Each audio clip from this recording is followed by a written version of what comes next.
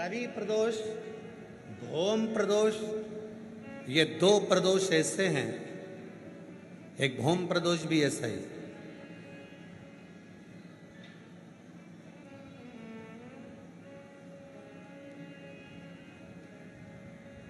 महाराज, मंगलवार का दिन हो,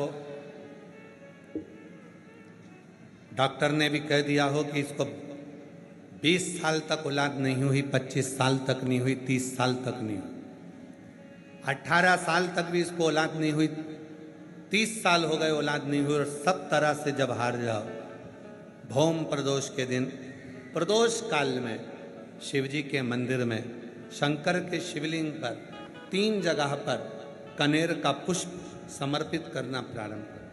पहला अशोक सुंदरी की जगह पर, दूसरा जहाँ शिवलिंग रखा हुआ है उस जलाधारी पर, कटी पर, और तीसरा शंकर भगवान के शिवलिंग पर पुष्प कनेर का रखना प्रारंभ कर दो। उसमें से अशोक सुंदरी वाले पुष्प को घर लेकर आना प्रारंभ कर दो। भौम प्रदोष के दिन 4 से 5 भौम प्रदोष करोगे और एक दिन मेरा बाबा तुम्हारा गर्भ ठहरा देगा और बाबा की कृपा से तुम्हारे घर में संतान। भौम प्रदोष।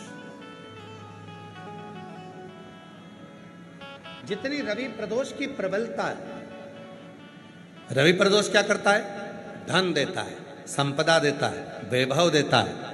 जो बेटे बेटी, नवयुवक बेटा बेटी जितने भी कंपटीशन एग्जाम में बैठते हैं, जितने परीक्षा देने के लिए बैठते हैं, जितना कंपटीशन एग्जाम में बच्चा बच्ची बैठते हैं और वो आखिरी में ये विचार करते हैं कि मैं ये सीए क्लियर नहीं कर सकता, मेरा ये पार्ट क्लियर नहीं होगा, मैं आईएएस ऑफिसर नहीं बन सकता, मन से ये निकालना छोड़ दो कि मैं ये नहीं बन सकता।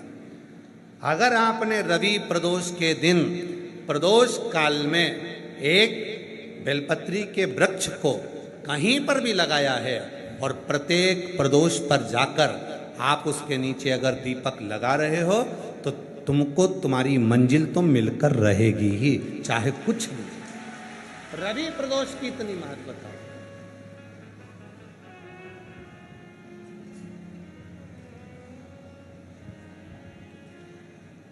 और मांगा है भोलेनाथ से वरदान एक ही, मांगा है भोलेनाथ से वरदान एक ही, तेरी कृपा बनी रहे जब तक है जिंदगी, तेरी कृपा बनी रहे जब तक है जिंदगी, मांगा है भोलेनाथ से वरदान एक ही, मांगा है भोलेनाथ से वरदान एक ही, तेरी कृपा बनी रहे जब तक है जिंदगी, तेरी कृपा बनी रहे जब तक है जिंदगी, मांगा है भोलेनाथ से वरदान एक ही, मांगा है भोलेनाथ से वरदान एक ही। शिव करुणा के सागर। शिव महापुराण की कथा कहती है ये 3 चीजें हमारे जीवन को सुख देती।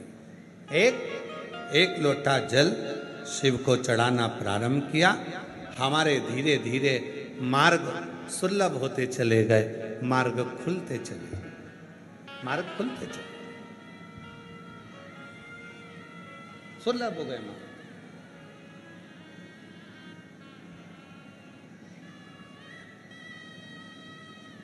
दूसरे नंबर का, शिव पर चढ़ा हुआ जल जब शरीर में रोग आ गया, बीमारी आ गई, कष्ट आ गया, मिटेगा कैसे?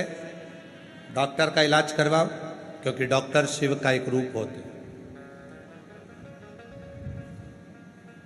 डॉक्टर जांच करने का बोले जांच करवाओ, क्योंकि डॉक्टर शंकर का एक रूप है। डॉक्टर जैसा बोले वैसा करो, पर साथ में एक लोटा जल चढ़ाकर उसका आचमन करना प्रारंभ कर दो।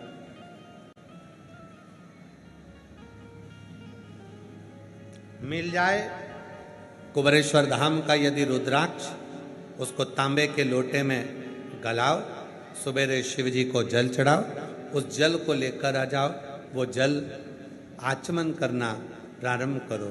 थोड़ा थोड़ा 3 बार उसका आचमन करो। धीरे धीरे धीरे धीरे मेरा कुबेर भंडारी ऐसी कृपा करेगा कि एक ना एक दिन कुबेरेश्वर धाम पर तुम्हें बुला ही लेगा। अच्छा, एक काम कर देखिएगा कि आप रोज अपनी दुकान पर जाते हो, रोज अपने व्यापार पर जाते हो, रोज अपने कार्य पर जाते हो, रोज अपना काम करने जाते हो, और रोज जब आप व्यापार के लिए जाएं, कोई अपना काम करने के लिए जाएं, ये ऊपर के बक्से बंद पड़े हैं, खड़े होकर सुनिए पहले उसको।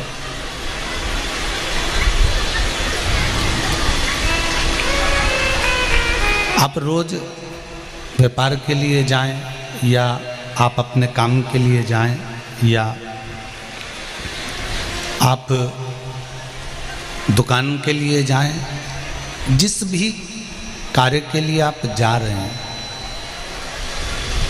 जिस भी कार्य के लिए आप पहुंच रहे हैं, रोज आप जिस रास्ते से जाते हैं उस रास्ते से जाओ, मना नहीं है। जब आपको लगे कि मेरी दुकान ठीक नहीं चल रही, मेरा यह कार्य सफल नहीं हो रहा, मेरा यह कार्य पूर्ण नहीं हो रहा, तब आप एक काम करो, मार्ग दूसरा बदल लो, और जिस मार्ग में शंकर जी का मंदिर पड़ता हो, जिस मार्ग में शिवालय पड़ता हो, शिव मंदिर पड़ता हो, भगवान शंकर का द्वार पड़ता हो, उस रास्ते से निकलकर जाना प्रारंभ कर दो। भगवान की केवल कृपा की दृष्टि पड़ना प्रारंभ हो जाएगी, तो दुकान भी चलना प्रारंभ हो जाएगी। आप उसका मार्ग पकड़ लीजिए, आप उसका पथ पकड़ लीजिए, आप उस मार्ग पर चलना प्रारंभ कर दीजिए। जब आप भगवान के मार्ग की ओर चलना प्रारंभ कर देंगे, भगवान के पथ से जाना प्रारंभ कर देंगे, तो अपने आप आपका कार्य सफल होना प्रारंभ हो जाएगा।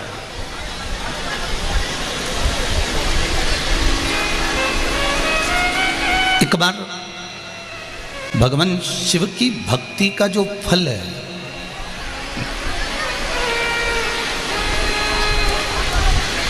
पहले भी कथा में कहा, ये जरूरी नहीं है कि आप शंकर भगवान पे एक लोटा पानी चढ़ाने रोज जाएंगे, और दबाव में जाना भी मत ही। कल कथा में कहा था कि कोई आपको डराए, कोई आपको धमकाए, कोई आपको चिल्लाए कि मंदिर जाओ, उससे नहीं जाना।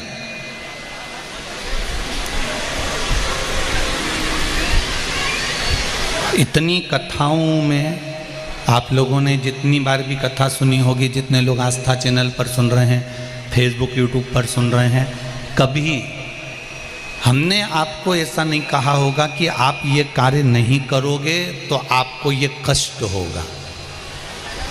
ये तो आपके दिल की बात है, ये तो आपके हृदय की बात है, ये आपकी चित्त वृत्ति की बात है, ये आपके मन की बात है। तेरे मंदिर में आना मेरा काम है और मेरी बिगड़ी बनाना तेरा काम। ये आपके ऊपर है कि आप भगवान के मंदिर जा रहे हैं, या आपके ऊपर है कि आप भगवान को जल चढ़ा रहे हैं, या आपके ऊपर है कि आप भगवान को एक बेलपत्र समर्पित कर रहे हैं, या आप भगवान को एक चावल का दाना चढ़ा रहे हैं। ये आपके ऊपर है, आपके ऊपर कोई दबाव नहीं होना चाहिए।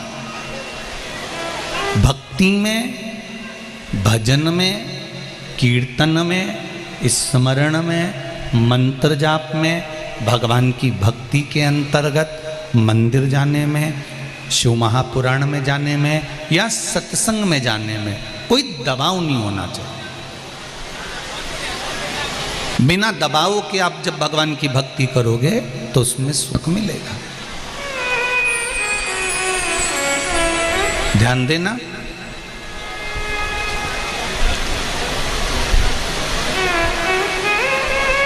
धन होगा, पैसा होगा, गले में सोने की चेन या मंगलसूत्र पड़ा होगा, तो चोर की नजर जरूर पड़ती है। आप सुंदर होंगे,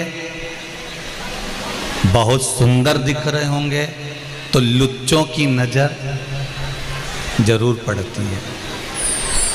और यदि गले में सोने की चेन है, मंगलसूत्र है, धन है, तो चोर की दृष्टि पड़ गई। सुंदरता थी तो लुच्चों की दृष्टि पड़ गई। और अगर मुख में श्री शिवाय नमस्तुभ्यम है तो शिव की दृष्टि जरूर पड़ती है। यह निश्चित है।